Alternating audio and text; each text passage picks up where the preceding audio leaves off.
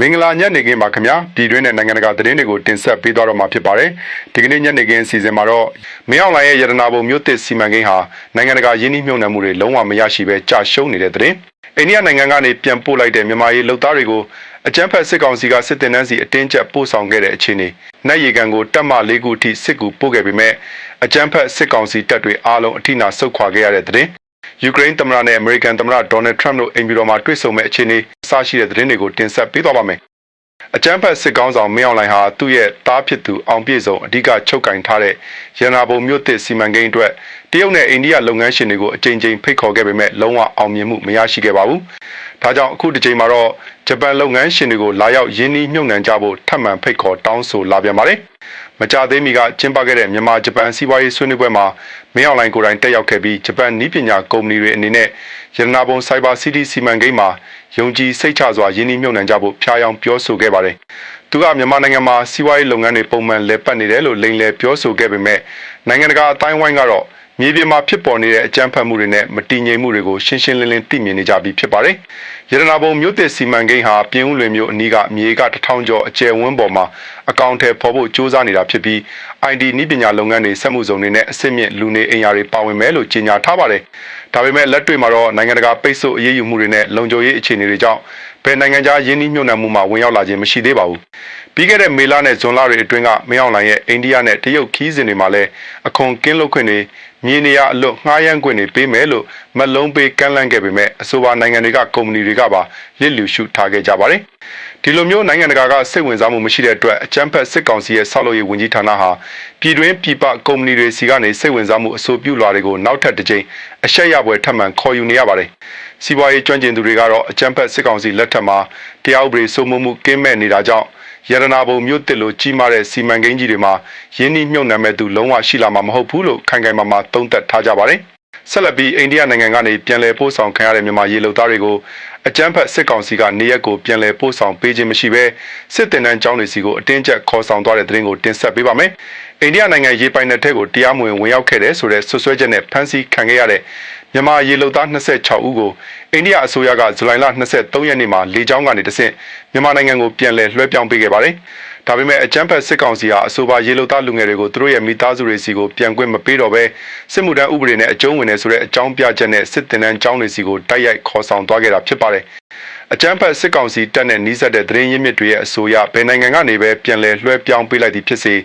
အဆိုပါနိုင်ငံသားတွေကိုအိမ်ပြန်လွှတ်ပေးလိမ့်မရှိတော့ဘဲစစ်သားတစ်စုဆောင်ရေးအတွက်သာအသုံးချနေတယ်လို့သိရပါတယ်။အခုလိုစစ်တင်တန်းကျောင်းတွေကိုအတင်းအကျပ်ခေါ်ဆောင်ခံရသူတွေထဲမှာတိုင်းရင်းသားလူငယ်တွေအများဆုံးပါဝင်နေပါတယ်။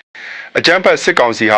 ာစစ်မှုမထမ်းကျင်လို့နိုင်ငံခြားကိုထွက်ပြေးသွားသူတွေလို့သတ်မှတ်ပြီးဒီလိုပြည်တော်ပြန်တွေကိုပုံမတင်းကျပ်စွာစောင့်ကြည့်ဖမ်းဆီးနေတာပါ။အလားတူပဲထိုင်းနိုင်ငံဘက်ကနေရနောင်းကော့တောင်းနယ်စပ်ကတဆင့်ပြန်လည်လွှဲပြောင်းပေးလာတဲ့ရွှေပြောင်းအလုပ်သမားတွေကိုလည်းအကြမ်းဖက်စစ်ကောင်စီကစစ်တပ်ထဲကိုအာဓမသွတ်သွင်းနေပါတယ်။နိုင်ငံတော်မှာဖြစ်ပွားနေတဲ့တိုက်ပွဲတွေအတွင်းအကြမ်းဖက်စစ်ကောင်စီဘက်ကထိခိုက်သေးဆုံးမှုနဲ့ထွက်ပြေးတိမ်းရှောင်မှုတွေအလွန်များပြားနေတာကြောင့်အခုလိုပုံစံမျိုးစုံနဲ့စစ်သားတစ်တွေကိုအသေးအတန်စုဆောင်းနေရတာဖြစ်ပါတယ်။စစ်သားတစ်အဖြစ်အတင်းကျပ်စုဆောင်းခံရပြီးရှေ့တန်းစစ်မျက်နှာပြင်တွေကိုပို့ဆောင်ခံရချိန်မှာ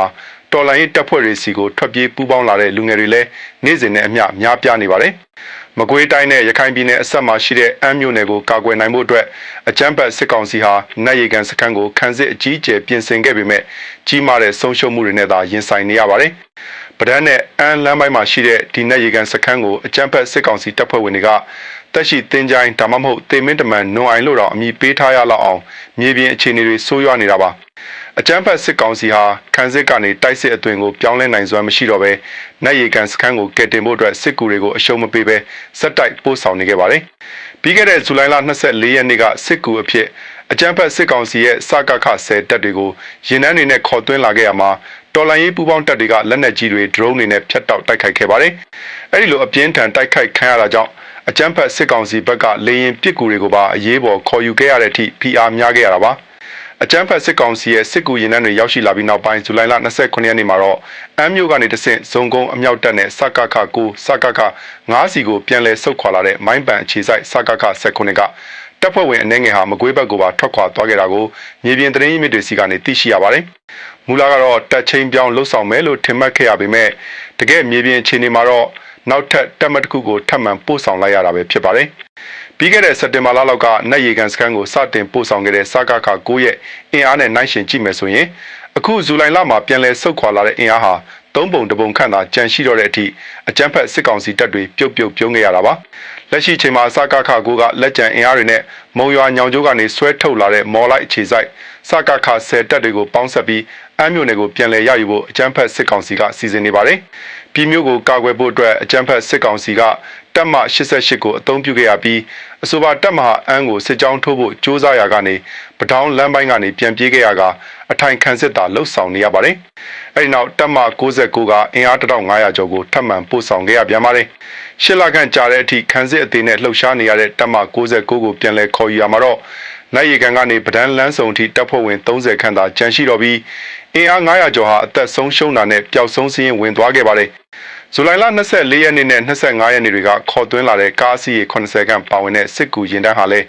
မြေပြင်မှာအပြင်းထန်တိုက်ခိုက်ခံခဲ့ရပြီးအရာရှိတွေအပါအဝင်အများအပြားအသက်ဆုံးရှုံးခဲ့ရပါတယ်။တော်လိုင်းတပ်ဖွဲ့တွေရဲ့ကြားဖြတ်တိုက်ခိုက်မှုတွေကြောင့်အကြမ်းဖက်စစ်ကောင်စီဟာနက်ရီကန်လမ်းကြောင်းတစ်ခုထဲမှာတင်တပ်မ88တပ်မ99စကခ19နဲ့စကခ10စတဲ့တပ်မ4ခုအထိကိုအင်အားဖြည့်တင်းအသုံးပြုနေရတာဖြစ်ပါတယ်။ဂျိုဒုတပ်ပုံမှတ်တမ်းတွေရအကြမ်းဖက်စစ်ကောင်စီအထိုင်ချကာကွယ်နေတဲ့အေယာမစခန်းကြီးဟာလည်းလုံးဝပြိုကျပျက်စီးသွားပြီဖြစ်ကြောင်းအတည်ပြုသိရှိရပါတယ်။မန္တလေးတိုင်းစင်ကူးမြို့နယ်နွယ်ယုံကျေးရွာမှာထမင်းဆိုင်ပိုင်ရှင်အပါဝင်ဒေသခံ9ဦးတပ်နက်နဲ့ပစ်ခတ်ခံရပြီးတေဆုံးသွားခဲ့တဲ့ဖြစ်စဉ်အပြီးမှာအကြမ်းဖက်စစ်ကောင်စီကအပြစ်မဲ့ပြည်သူတွေကိုအကြောင်းမဲ့လိုက်လံဖမ်းဆီးမှုတွေပြုလုပ်နေပါတယ်။ဇူလိုင်လ26ရက်နေ့ညပိုင်းကနွယ်ယုံကျေးရွာကအသက်86နှစ်အရွယ်ထမင်းဆိုင်ပိုင်ရှင်ဦးမြောင်နဲ့အခြားရွာသား4ဦးတို့ဆိုင်အတွင်းထိုင်နေချိန်မှာလက်နက်ကင်4ဦးကဆိုင်ကယ်တွေနဲ့ရောက်ရှိလာပြီးပစ်ခတ်သွားခဲ့တာပါဒီဖြစ်စဉ်နဲ့ပတ်သက်ပြီးဘယ်ဖွဲ့စည်းကလှုပ်ဆောင်ခဲ့တယ်ဆိုတာကိုအတိအကျမသိရသေးပေမဲ့အကြမ်းဖက်စစ်ကောင်စီရဲ့ဝါဒဖြန့်လူမှုကွန်ရက်စာမျက်နှာတွေမှာတော့တော်လိုင်းရေးအဖွဲ့တွေကလှုပ်ဆောင်တာဖြစ်တယ်လို့ဆွဆွဲဝါဒဖြန့်နေပါတယ်အဲဒီနောက်ဇူလိုင်လ29ရက်နေ့မှာတော့မန္တလေးမြို့ကနေအကြမ်းဖက်စစ်ကောင်စီရဲ့စစ်ကား5စီးရောက်ရှိလာပြီးကြေးရွာအတွင်းကအမျိုးသား9ဦးထက်မနည်းကိုအဓမ္မဖမ်းဆီးသွားခဲ့ပါတယ်ဒီလိုဖမ်းဆီးမှုတွေပြင်အကြမ်းဖက်စစ်ကောင်စီဟာနိုင်ငံအနှံ့ပြားမှာလူငယ်တွေကိုပေါ်တာဆွဲဖမ်းဆီးမှုတွေကိုလည်းပုံမခက်စိတ်စိတ်လှုပ်ဆောင်လာနေပါတယ်မန္တလေးတိုင်းဝမ်းတွင်းမြို့နယ်နဲ့ပဲခူးတိုင်းကြိုပင်ကောက်မြို့နယ်တွေမှာလည်းအကြမ်းဖက်စစ်ကောင်စီတပ်ဖွဲ့ဝင်တွေကညဘက်နေအိမ်တွေအထိဝင်ရောက်စီးနင်းပြီးလူငယ်9ဦးထက်မနည်းကိုဖမ်းဆီးခေါ်ဆောင်သွားခဲ့ပါတယ်ရန်ကုန်တိုင်းတန်လင်းမြို့နယ်မှာဆိုရင်လည်းရက်ကွက်အုပ်ချုပ်ရေးမှုတွေကအရှိပိုင်းတက်ကတူအနီးကအဆောင်တွေမှာနေထိုင်တဲ့ចောင်းသားចောင်းသူတွေစီကနေစစ်မှုထမ်းရန်ရန်ပုံငွေဆိုပြီးတစ်လကိုငွေကျပ်1000တိတိအတင်းကျပ်ကောက်ခံနေတယ်လို့သိရပါတယ်။ចောင်းသားတွေအနေနဲ့စားဝတ်နေရေးခက်ခဲနေတဲ့ကြားကနေအခုလိုချင်းချောက်ငွေကောက်ခံနေတာကြောင့်ကြီးမားတဲ့အခက်အခဲတွေနဲ့ရင်ဆိုင်နေကြရပါတယ်။မြန်မာနိုင်ငံအတွင်းကအိမ်အောင်စုတစုအတွက်အခြေခံစားတောက်ကုန်တွေပါဝင်တဲ့ဈေးချင်းတောင်းတစ်ခုရဲ့ကုန်ကျစရိတ်ဟာအခုဆိုရင်ငွေကျပ်9189ကျပ်အထိစံချိန်တင်မြင့်တက်လာခဲ့ပြီဖြစ်တယ်လို့ကမ္ဘာစားနပ်ရိက္ခာအစီအစဉ်ကသတိပေးထုတ်ပြန်လိုက်ပါတယ်။ဒီပမာဏဟာပြီးခဲ့တဲ့ဖေဖော်ဝါရီလနောက်ဆုံးပတ်နဲ့နှိုင်းယှဉ်မယ်ဆိုရင်20%အထိအစမတန်မြင့်တက်သွားခဲ့တာဖြစ်ပါတယ်။အခြေခံစားတောက်ကုန်ဈေးနှုန်းတွေဒီလောက်အထိမြင့်တက်လာရတဲ့အဓိကအကြောင်းရင်းကတော့အကြမ်းဖက်စစ်ကောင်စီရဲ့ညံပြင်းတဲ့စီမံခန့်ခွဲမှုတွေကြောင့်73စီပြက်လက်မှုတွေဖြစ်ပေါ်နေပြီးတည်ယူပို့ဆောင်ရေးဈေးတွေကြီးမြင့်နေတာကြောင့်ပဲဖြစ်ပါတယ်။အထူးသဖြင့်တိုက်ပွဲတွေပြင်းထန်နေတဲ့ရခိုင်ပြည်နယ်စစ်တွေမြို့မှာဆိုရင်ဒီဇယ်1လီတာကိုငွေကျပ်11000လောက်အထိပေါက်ဈေးရှိနေပြီးကချင်ပြည်နယ်မြစ်ကြီးနားမြို့မှာတော့ငွေကျပ်8500ဝန်းကျင်လောက်အထိရှိနေပါတယ်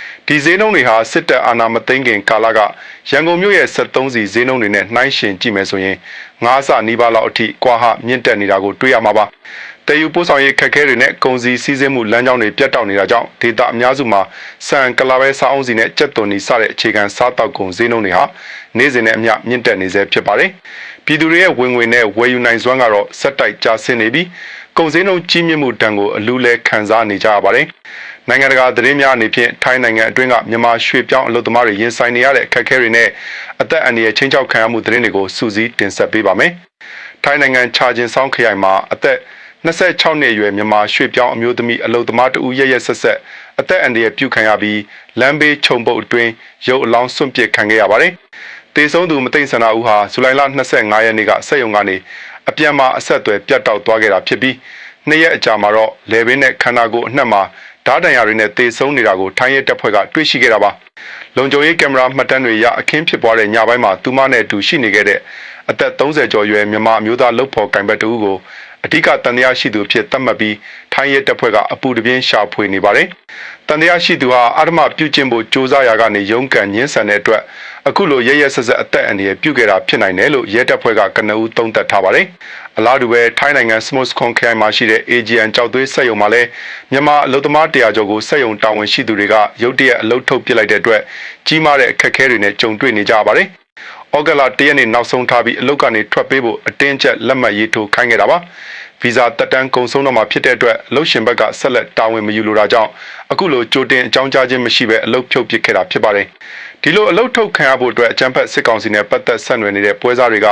နောက်ွယ်ကနေကြိုးကင်စီစဉ်ခဲ့တာဖြစ်တယ်လို့လည်းအလုပ်သမားတွေကဖွင့်ဟပြောဆိုထားပါတယ်။ဆက်လက်ပြီးယူကရိန်းနဲ့အမေရိကန်ပြည်ထောင်စုအကြားကနိုင်ငံတကာစစ်ရေးတန်တမန်သတင်းတွေကိုတင်ဆက်ပေးပါမယ်။ယူကရိန်းသမ္မတဇလန်စကီဟာရုရှားနဲ့ဖြစ်ပွားနေတဲ့စစ်ပွဲအတွက်စစ်ရေးနဲ့တန်တမန်ရေးအကူအညီတွေပုံမရရှိနိုင်မှုရည်ရွယ်ပြီးအမေရိကန်အိမ်ဖြူတော်မှာအမေရိကန်သမ္မတဒေါ်နယ်ထရန့်နဲ့ဒီကနေ့မှာတွေ့ဆုံဆွေးနွေးသွားမှာဖြစ်ပါတယ်။ဒီတွေ့ဆုံပွဲမှာယူကရိန်းနိုင်ငံအတွက်လိုအပ်နေတဲ့လေကြောင်းရန်ကာကွယ်ရေးဒုံးကျည်စနစ်တွေထပ်မံရရှိရေးနဲ့ငြိမ်းချမ်းရေးဆွေးနွေးပွဲတွေပြန်လည်စတင်နိုင်မဲ့နည်းလမ်းတွေကိုအဓိကထားဆွေးနွေးသွားကြဖို့ရှိနေပါတယ်။လက်ရှိအချိန်မှာတော့ရုရှားနဲ့ယူကရိန်းနှစ်ဖက်စလုံးဟာရှေ့တန်းစစ်မျက်နှာပြင်တွေမှာအပြန်အလှန်တိုက်ခိုက်မှုတွေပုံမပြင်းထန်လာနေပါတယ်။ယူကရိန်းတပ်ဖွဲ့တွေကရုရှားနိုင်ငံအတွင်းပိုင်းအထိ drone တွေအသုံးပြုပြီးတံပြန်တိုက်ခိုက်မှုတွေဆက်တိုက်လှုပ်ဆောင်နေသလိုရုရှားဘက်ကလည်းယူကရိန်းမြို့ကြီးတွေကို drone ရာနဲ့ချီအသုံးပြုပြီးနေ့စဉ်ရက်ဆက်ပြင်းပြင်းထန်ထန်တိုက်ခိုက်နေပါတယ်။အမေရိကန်သမ္မတဒေါ်နယ်ထရန့်ဒုတိယသက်တမ်းစတင်ပြီးနောက်ပိုင်းမှာယူကရိန်းသမ္မတနဲ့ဆက်ဆံရေးဟာတိတိတတ်တာပြန်လည်ကောင်းမွန်လာခဲ့တာကိုတွေ့ရပါတယ်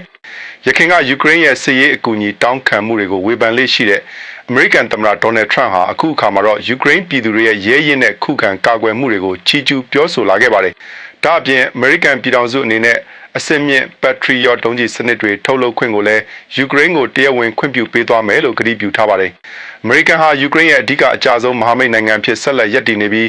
စစ်ရေးထောက်လှမ်းရေးအချက်အလက်တွေနဲ့ Starlink ဂျိုဒုဆက်သွယ်ရေးစနစ်တွေကိုလည်းအပြည့်အဝပံ့ပိုးကူညီပေးနေတယ်လို့နိုင်ငံတကာသတင်းတွေမှာဖော်ပြထားပါတယ်။အခြားသောနိုင်ငံတကာသတင်းတွေအနေနဲ့စင်ကာပူနိုင်ငံမှာအမြဲတမ်းနေထိုင်ခွင့်ရရှိထားတဲ့အသက်23နှစ်အရွယ်မြန်မာနိုင်ငံသားတဦးကိုအကြမ်းဖက်အဖွဲ့အစည်းတွေစီငွေကြေးထောက်ပံ့မှုပြုလုပ်ခဲ့တဲ့ဆိုတဲ့ဆွဆွဲချက်နဲ့စင်ကာပူအာဏာပိုင်တွေကဖမ်းဆီးတရားစွဲဆိုလိုက်ပါတယ်။စင်ကာပူပြည်တွင်းလုံခြုံရေးဌာနရဲ့စုံစမ်းဖော်ထုတ်ချက်တွေအရ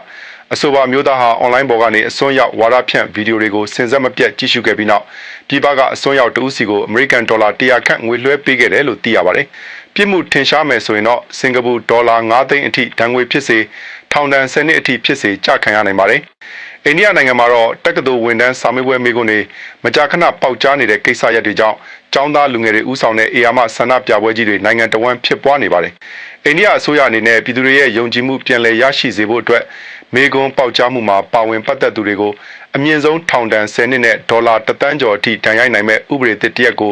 လွှတ်တော်မှာအရေးပေါ်တင်သွင်းအတည်ပြုလိုက်ပါတယ်။ဥရောပတိုက်မှာဆိုရင်လည်းပြင်သစ်နဲ့စပိန်နိုင်ငံတွေမှာအပူလိုင်းဖြတ်တန်းမှုတွေကြောင့်တောမီလောင်ကျွမ်းမှုတွေအကြီးအကျယ်ဖြစ်ပေါ်နေပြီးလူပေါင်းသိန်းနဲ့ချီဘေးလွတ်ရာကိုထွက်ပြေးတိမ်းရှောင်နေကြရပါတယ်။ပြင်သစ်နိုင်ငံအနောက်တောင်ပိုင်းဒေသတစ်ခုထဲမှာတင်လူပေါင်း25,000ကျော်ကိုအရေးပေါ်ရွှေ့ပြောင်းပေးခဲ့ရပြီးအပူချိန်တွေဟာစံချိန်တင်မြင့်တက်နေစေဖြစ်တယ်လို့သိရှိရပါတယ်။ဂျပန်နိုင်ငံတောင်ပိုင်းကူမာမိုတိုခရိုင်မှာပြင်းအားရစ်ချတ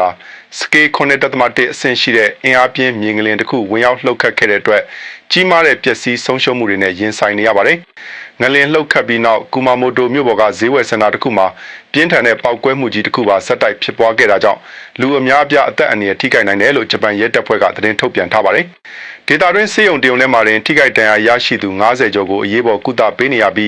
းယထာတန်လန်းတွေချောထွက်သွားတဲ့အတွက်လည်းခီးတဲ့တချို့ထိခိုက်မှုတွေရှိခဲ့ပါတယ်။အစပိုင်းမှာဂျပန်မိုးလေဝသဌာနကဆူနာမီသတိပေးချက်တွေထုတ်ပြန်ခဲ့ပေမဲ့နောက်ပိုင်းမှာတော့ပြန်လည်ရုပ်သိမ်းပေးခဲ့ပါတယ်။ငလျင်ဗဟိုချက်အနီးမှာရှိတဲ့နျူကလ িয়ার စွမ်းအင်သုံးလျှက်စစ်ထုတ်စက်ရုံ3ရုံကိုအင်ဂျင်နီယာတွေကအသေးစိတ်စစ်ဆေးခဲ့ရမှာတော့တစုံတရာပျက်စီးယိုစိမ့်မှုမတွေ့ရဘူးလို့အစိုးရကအတည်ပြုထားပါတယ်။ဒါပေမဲ့ငလျင်တန်းကြောင့်ဒေတာရင်းအိမ်တော်စု4000ကျော်ဟာလျှက်စစ်မီပြတ်တောက်မှုတွေနဲ့ရင်ဆိုင်နေရပြီးလန်တရာအဆောက်အုံများစွာလည်းပြိုကျပျက်စီးခဲ့ပါတယ်။လက်ရှိအချိန်မှာတော့ဂျပန်အစိုးရကလူဦးရေ3သိန်းလောက်ကိုဘေးလွတ်ရာကယ်ဆယ်ရေးစခန်းတွေစီအရေးပေါ်ရွှေ့ပြောင်းပေးထားရပါတယ်။ကယ်ဆယ်ရေးနဲ့ပြန်လည်ထူထောင်ရေးလုပ်ငန်းတွေအမြန်ဆုံးဆောင်ရွက်နိုင်ဖို့အတွက်ဂျပန်ကာကွယ်ရေးတပ်ဖွဲ့ဝင်3000ကျော်ကိုလည်းငလျင်သင့်ဒေသတွေစီအရေးပေါ်ဆေလွတ်ထားပါတယ်။ဈေးဝယ်စင်တာပောက်ကွဲရတဲ့အကြောင်းရင်းအတိအကျကိုတော့တာဝန်ရှိသူတွေကဆက်လက်စုံစမ်းစစ်ဆေးနေဆဲဖြစ်တယ်လို့နိုင်ငံတကာသတင်းတွေအရသိရှိရပါတယ်။ ဟုတ်ကဲ့ခုတင်ပြပေးခဲ့တာကတော့ဒီကနေ့ညနေခင်းသတင်းစီစဉ်ပဲဖြစ်ပါတယ်။အချိန်ပေးပြီးနားဆင်ကြည့်ရှုပေးခဲ့ကြတဲ့ပရိသတ်ကြီးကိုကျေးဇူးအထူးတင်ရှိပါတယ်